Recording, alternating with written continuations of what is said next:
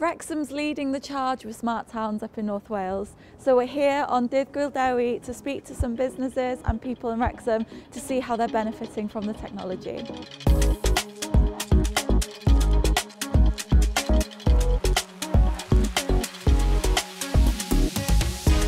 We have two sensors actually. We got the one sensor from the air, another sensor we got in the crossing the door that we count how many people crossing the door, and this sensor is a lot of help to know exactly how many staff I need on the single day or afternoon or in the morning.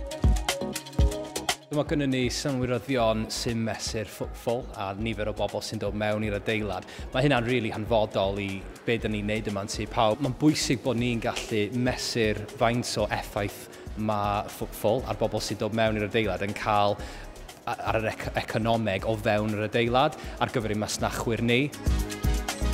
We had a footfall counter installed kind of in September last year, and what that kind of data has allowed us to do is kind of map our quiet periods.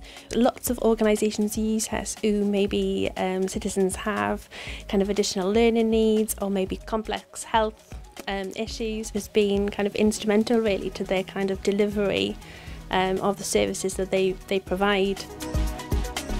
We've purchased some footfall counters which will enable us to better monitor the footfall that comes into centre and around, and to figure out exactly what they're doing whilst they're here.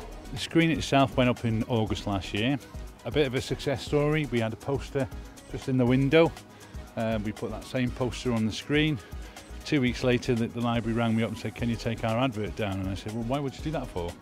She said, we're at capacity. We haven't been in capacity for 7 years. We haven't got enough books to go around, so that kind of shows you that bright screen can gather people's attraction and make a difference.